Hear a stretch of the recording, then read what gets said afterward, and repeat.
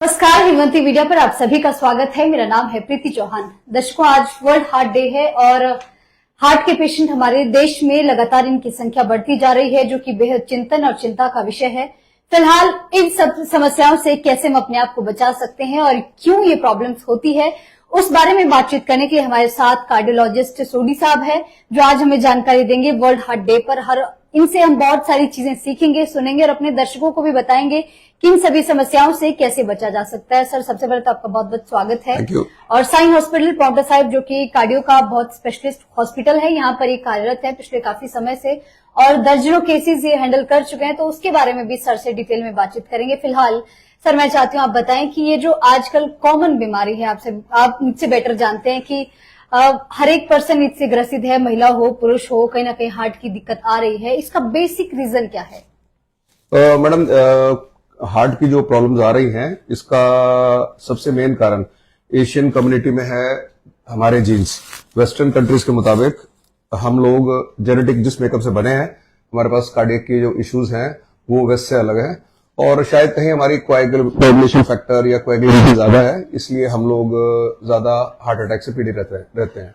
फिर आजकल की लाइफस्टाइल, स्ट्रेसफुल लाइफस्टाइल है, क्लास ए पर्सनालिटी है और हैबिट्स हैं, स्मोकिंग हो गया है, अल्कोहल है, टोबैको है, कोमॉर्बिड कंडीशंस हैं जैसे डायबिटीज, कोमॉर्बिड कंडीशन है जैसे थायराइड, कोमॉर्बिड कंडीशन है जैसे हाइपरटेंशन। तो ये सब चीजें हार्ट की डिजीज को प्रोग्रेस करती हैं। महिलाओं के मुताबिक पुरुषों में ज्यादा ये देखा जा रहा है, चाहे कोई खड़े हैं, बिल्कुल स्वस्थ है, जिम करते हैं, उसके बाद उन्हें भी सडनली हार्ट अटैक्स बहुत कॉमन हो गया है। ऐसा क्यों है? मैडम देखिए, पुरुषों का जो जेनेटिक मेकअप है फीमेल से बिल्कुल अलग है। जो हार्मोन्स मेल्स लेके चलते हैं वो महिलाओं में नहीं है। महिलाओं में उनके जो नेचुरल हार्मोन्स हैं, स्पेशली ईस्ट्रोजन और प्रोजेस्टेरोन, वो कार्डियो प्रोटेक्टर होते हैं, वो उनको आसानी से हार्ट अटैक में पड़ने नहीं देते।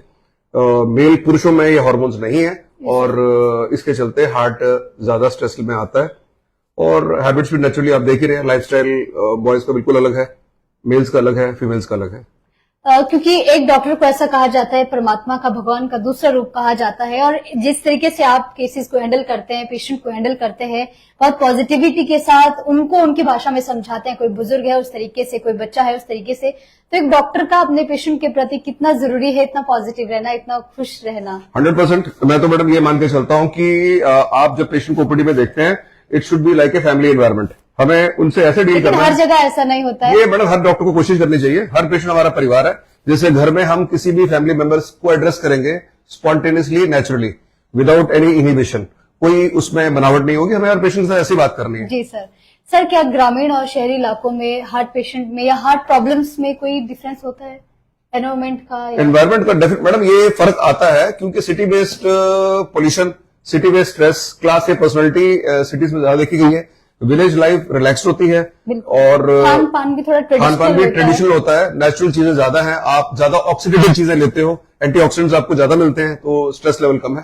क्योंकि आज बहुत खास दिवस है, हृदय दिवस है आज, और इस बारे में मैं चाहती हूँ आप अपने बारे में बताएं थोड़ा सा। स्पेशल केसेस, किस तरीके के कुछ अलग केसेस को आपने हैंडल किया है, जो ऐसा लगता था कि बहुत क्रिटिकल सिचुएशन है, फिर पेशेंट उठा, बिल्कुल खड़ा और स्वस्थ हुआ है? किस तरीके के अलग केसेस? मैडम, जैसे आप हम लोग लाइव हैं कैमरे पे, जब आप जाएंगे आपको हम अभी थोड़ी देर में ले चलेंगे कैथ लैब में, आप वहां लाइव केसेस देखिए। मुझे यहाँ कार्यरत हुए लगभग 2 साल हो गए हैं और 2500 से ज्यादा हम ऑपरेशन कर चुके हैं हार्ट के, जिसमें लगभग अधिकतर किस तरीके के केसेस? मतलब मैक्सिमम केसेस जो हमारे पास आते हैं वो हार्ट अटैक ही है।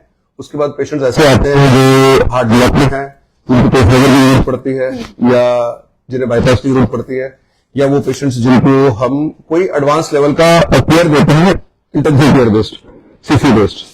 तो ये एक कंप्रेहेंसिव हार्ट केयर सेंटर है, हर तरह का केस यहाँ लिया जाता है। सही अस्पताल में किस तरीके के अभी काम चल रहा है और अधिकतर पेशेंट कहाँ से और कैसे आते हैं? Good question madam. ये बेसिकली डॉक्टर दिनेश बेदी और उनके फादर का विजन है।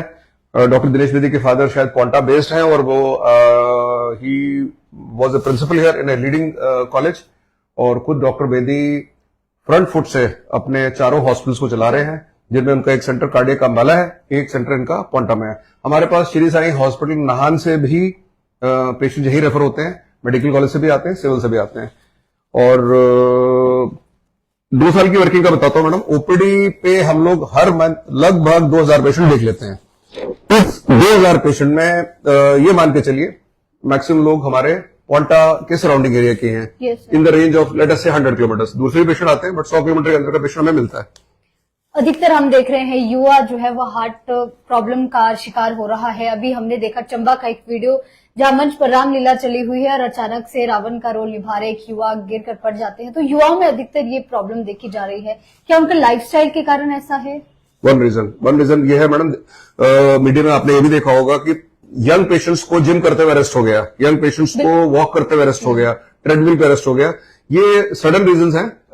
हार्ट की पंप करने की शक्ति अचानक बंद हो जाती है। कारण कई हैं जो हम लोग वर्कअप करते हैं क्यों हुआ, लेकिन मेन चीज पे आता है लाइफस्टाइल। अच्छा, एक महत्वपूर्ण सवाल, इन सब प्रॉब्लम से कैसे बचा जा सकता है? क्या करना चाहिए, क्या नहीं करना चाहिए?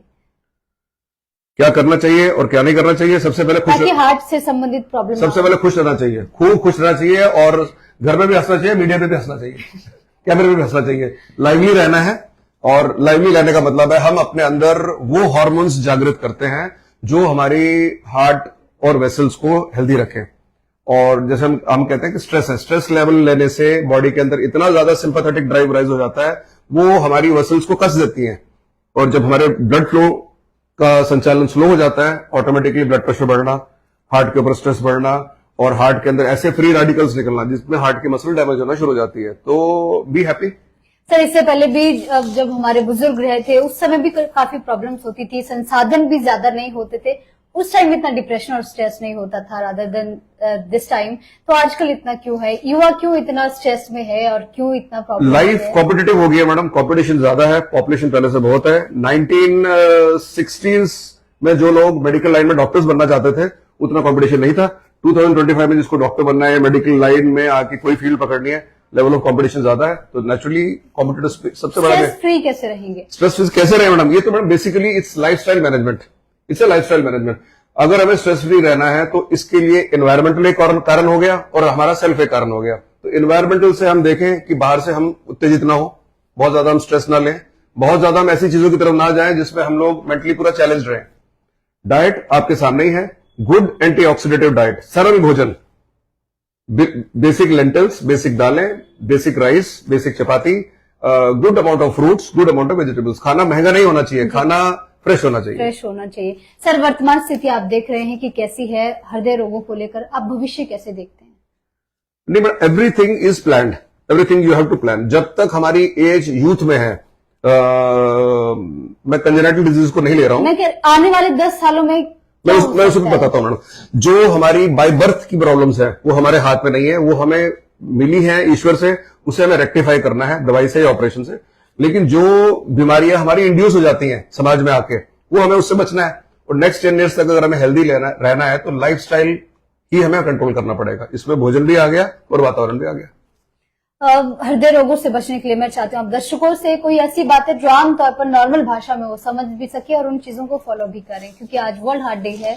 तो हमारा उद्देश्य है कि लोगों को जागरूक किया जाए आपके माध्यम से। गुड बैलेंस डाइट, अच्छा भोजन करें, सरल भोजन करें, फैटी चीजों से बचें, ऑयल वाली चीजों से बचें, धूम्रपान अवॉइड करें, अल्कोहल रिस्ट्रिक्ट करें, टोबैको का सेवन ना करें, डेली 10,000 स्टेप चलने की कोशिश करें। असंभव है लेकिन इम्प्रैक्टिकल नहीं है। हम 10,000 स्टेप डेली नहीं चलते, 5,000 स्टेप तो चलें। बॉडी को किसी न किसी रूप में फिजिकल एक्टिविटी पे हमें रखना है, तो हमारा बॉडी का जो माइक्रो सर्कुलेशन है वो बढ़ता रहेगा, ब्लड की क्लॉटिंग कम रहेगी।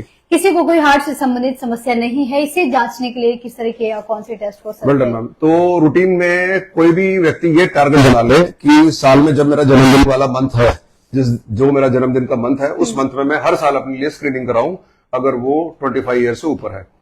तो इसके लिए हॉस्पिटल में आए, हम एक बेसिक टेस्ट जो करने होते हैं, जो बिल्कुल टू द पॉइंट हार्ट को लेकर हमारे पॉइंट्स बता देते हैं। एक हम फास्टिंग ब्लड शुगर करा लें, एक हम लिपिड प्रोफाइल करा लें, एक हम अपना प्लेन चेस्ट एक्सरे करा लें, एक हम सरल ईसीजी करा लें और हमें अपना एक इको टेस्ट करा लें। अगर हमारे को कहीं लिपिड प्रोफाइल में चीजें डिरेंज मिलती हैं, फिर कार्डियोलॉजिस्ट आपको स्वयं एडवाइस करते हैं कि आपको एडवांस टेस्ट क्या कराने हैं, जैसे कि ट्रेडमिल हो गया, जैसे कि एंजियोग्राम हो गया, जैसे कि होमोसिस्टिन लेवल हो गया, जैसे कि HSCRP हो गया। ये एडवांस टेस्ट हैं जो क्लू देते हैं कि हार्ट की कोई डिजीज तो नहीं है। इको एक बहुत अच्छा माध्यम है, जैसे हम अल्ट्रासाउंड करते हैं, इको कई बार और हर बार हार्ट की वो चीजें पिक कर लेता है जो ईसीजी में नहीं आती हैं। बाई बर्थ के जो डिफेक्ट्स हैं वो भी इको में आ जाते हैं। और कुछ दर्शकों से आप आज के खास दिन पर कोई बात साझा करना चाहते हैं? अगर सब लोग खुश रहिए, स्वस्थ रहिए, अपने अपने एम्स और लक्ष्य को पूरा करिए और पॉजिटिव एनर्जी के साथ चलिए, क्योंकि पॉजिटिव एनर्जी आपके लाइफ स्पैन को 100 ईयर्स तक आपको ले जाएगी। आपका पॉजिटिव रहने का राज क्या है? इतना एनर्जेटिक, इतना पॉजिटिव रहने का राज है, हाँ, ये बड़ा सीक्रेट है। अब आपको बता ही देता हूँ सीक्रेट। सारे दिन में सबसे मेरी एनर्जी आती है मेरे अपने पेशेंट से, जो मुझे खुश रखते हैं, और मुझे लगता है कि यही एक चैलेंज है जो मुझे एक्सेप्ट करना है और उनको ठीक करना है। ये इतने फेज पे आते हैं। फ्री टाइम में मेरी हॉबीज है जो मुझे खुश रखती हैं, और उनमें से अमिताभ बच्चन की फिल्में। Thank you so much sir for joining us. आप देख पा रहे हैं मेरे साथ कार्डियोलॉजिस्ट सर है, और इन्होंने बहुत महत्वपूर्ण और अच्छी जानकारी दी है, जो बेसिक जानकारी मुझे लगता है हर व्यक्ति को पता होनी चाहिए। यहाँ मैडम बीच में आपको रोकूंगा। मैं आपको भी थैंक्स बोलना चाहूंगा, आपने अपना कीमती टाइम निकाला और हमारे पास आए इस सेशन के लिए। मैं ये भी आपको रिक्वेस्ट करूंगा कि आप इस सेशन के बाद हमारी एचआर मैम हेड के साथ हमारे कैथ लैब एरिया में जाइए। ये वो एरिया होता है जहां हम ऑपरेशंस करते हैं, और आप हमारे पिछले 2 साल के 2,500 से 3,000 जो ऑपरेशंस हमने किए हैं सक्सेसफुली, वो आप देखें। उसमें से आप सेलेक्टेड केस आप अगर संभव है आप दर्शकों तक पहुंचाएं और देखें कि एक रूटीन एंजियोग्राफी कैसे होती है। आजकल सारी एंजियोग्राफी रेडियल रूट से होती है और टेस्ट ही 2 मिनट में पूरा हो जाता है, और इसमें हम लोग ये बाइफरकेट कर लेते हैं कि कौन सा पेशेंट डिजीज लेके चल रहा है, कौन सा नॉर्मल है। कई बार ऐसा होता है मैडम, चेस्ट पेन फॉल्स होती है, फॉल्स चेस्ट पेन पेशेंट घबरा जाते हैं, तो एंजियोग्राफी क्लियर कर देती है कि आपको आगे प्रोसीजर की जरूरत है या नहीं है। सर कई बार जो पहाड़ी लोग हैं या फिर कोंटा इलाके के रहने वाले, शिलाई के रहने वाले हैं, वो पीजीआई या हरियाणा का उन्हें रुख करना पड़ता है, तो यहाँ किस किस तरह के जो नहीं मैडम, मेरे आने के बाद वर्क को काफी, मैं ये नहीं कहता हूँ ये सभी तरह की समस्याओं का यहाँ बिल्कुल लास्ट 5 ईयर्स से श्री साईं पोंटा जो वर्क दे रहा है, या कई तरह के विशेषज्ञ है, सबने अपने कार्यकाल में अच्छा काम किया है। और जिस लेवल जिस तरह का काम पीजीआई चंडीगढ़ कर रहा है इंटरवेंशन कार्डियोलॉजी में, वही काम श्री साईं हॉस्पिटल पोंटा में हो रहा है। अगर हमें किसी व्यक्ति विशेष को बाईपास सर्जरी की जरूरत पड़ती है, ओपन हार्ट सर्जरी की जरूरत पड़ती है, तो हम उसको पेशेंट से पूछकर उसके डिजायर्ड हॉस्पिटल में रेफर कर देते हैं। वो गवर्नमेंट सेक्टर में जाना चाहे तो गवर्नमेंट सेक्टर में जाते हैं, सिविल में जाना, प्राइवेट में जाना चाहे प्राइवेट में जाते हैं, लेकिन इंटरवेंशन वाला जितना भी वर्क है वो सारा का सारा हॉस्पिटल में होता है। Thank you so much sir. ये पाउंटा साहिब में स्थित साईं हॉस्पिटल में है। सर काफी समय से यहाँ पर काम कर रहे हैं। जैसे कि सर ने कहा कि हर महीने हजारों की संख्या में मरीज आते हैं, उनकी देखभाल होती है, उनका ट्रीटमेंट यहाँ पर होता है। और दर्शकों, हमारा ये कवरेज दिखाने का एकमात्र उद्देश्य था कि आज वर्ल्ड हार्ट डे है, इस पर आप भी अपने दिल का बहुत ख्याल रखें, अपना बहुत ख्याल रखें, स्वस्थ रहें, और जैसे कि सर ने कहा पॉजिटिव रहें और अच्छा भोजन लें। तो इसी के साथ हम कंक्लूड करते हैं sir. Thank you so much. Thank you ma'am, thank you very much. चलिए दर्शकों, thanks to your team. Thank you so much sir. आप सभी से जल्द ही मिलती हूँ नई कवरेज और नई जानकारी के साथ। अभी के लिए फिलहाल इतना ही। नमस्कार। Thank you ma'am.